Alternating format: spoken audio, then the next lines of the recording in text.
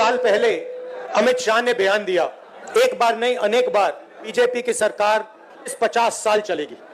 मैं सोच रहा था यह व्यक्ति कैसे कह सकता है, कैसे मालूम बीजेपी की सरकार 40-50 साल चलेगी। ये बात इसलिए कह सकते हैं कि वो वोट चोरी करते हैं। राहुल गांधी यह बोल रहे हैं कि अमित शाह जो कि कुछ टाइम पहले भविष्यवाणी कर रहे थे कि बीजेपी की सरकार जो कि 50 से 60 साल चलेगी, तो वह क्यों भविष्यवाणी कर रहे थे अब समझ में आया। और बार बार यह बात दोहराते थे कि बीजेपी की सरकार जो कि 50 साल तक चलेगी। उस समय बोलते कहते कि राहुल गांधी की अमित शाह जो कि होम मिनिस्टर यह क्यों ऐसा बोल रहे हैं, जो कि अब हमको पता है कि वोट चोरा के वह यह बोल रहे थे कि बीजेपी की सरकार जो कि 50 साल चलेगी और यह सरकार जो कि तानाशाह की सरकार होगी, जो कि महाराष्ट्र में कभी 1 करोड़ वोटरों को बढ़ा दिया जाता है, जो कि बिहार में एक हर विधानसभा से जो कि 20 से 25 से 30 हजार तक नए वोटर बढ़ रहे हैं। और यही नहीं, जो कि एक घर में जो कि 120 आदमी वोटर है, जो कि वह घर में 2 ही बेड है। और राहुल गांधी ने यह कहा कि जो कि बीजेपी की सरकार जो कि छात्रों के हित में नहीं फैसला सुनाते, नहीं गरीबों के हित में, नहीं किसानों के हित में, वह सिर्फ वोट चुरा के वो अपना सरकार बनाते हैं। उनको तानाशाही सरकार चाहिए, यहाँ की जनता को क्या चाहिए उससे कोई मतलब नहीं। और जब इस पे राहुल गांधी सर्वे किए तो यह सामने आया, तो उन्होंने बताया कि हम बिना प्रूफ के तौर पे आया। उन्होंने यह भी कहा कि हम इतने बड़े मंच पे जो कि झूठ नहीं बोल सकते हैं कि आजकल की बीजेपी के अंधभक्त जो यह कुछ समझ में नहीं आता। लेकिन यह ऐसा लग रहा है कि बिहार में जो कि वोट चोरी यात्रा को लेकर बिहार में बहुत बड़ा बदलाव होने वाला है, जो कि पब्लिक के अंदर भी हमको रिएक्शन देखने को मिला है। जो कि राहुल गांधी गांव-गांव जाके वोट चोरी, जो कि उनका वोट छीन लिया गया, उनको यह सर्वे कर रहे हैं, जिसपे बहुत ज्यादा इफेक्ट करने वाले बिहार। कुछ साल पहले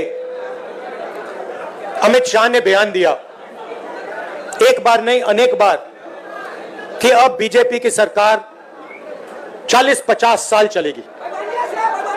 हाँ, और मैं सोच रहा था कि यह व्यक्ति कैसे कह सकता है, इसको कैसे मालूम कि बीजेपी की सरकार 40-50 साल चलेगी। हम सब राजनेता हैं, जनता क्या करेगी, जनता के दिल में क्या होता है, जनता ही जानती है। तो ऐसा बयान देना कि अब हमारी सरकार 40-50 साल चलेगी, यह अजीब सा बयान है। और उस टाइम मैंने सोचा था कि इसको कैसे मालूम कि 40-50 साल के लिए सरकार चलेगी। और अब सच्चाई पूरे देश के सामने आ गई है। वो ये बात इसलिए कह सकते हैं कि वो वोट चोरी करते हैं। और ये चोरी इन्होंने अभी नहीं चालू की, मैं आपको बता रहा हूं, एक दिन ये आएगा बाहर। ये चोरी सालों से हो रही है। ये चोरी गुजरात में पहले शुरू हुई, उसके बाद 2014 में नेशनल लेवल पे आई, उसके बाद चुन चुनकर ये लोग स्टेट जीतते हैं और हरवाते हैं।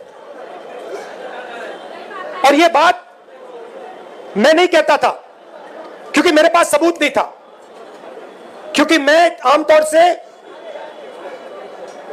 ऐसे मंच पर मैं झूठ नहीं बोलता हूं।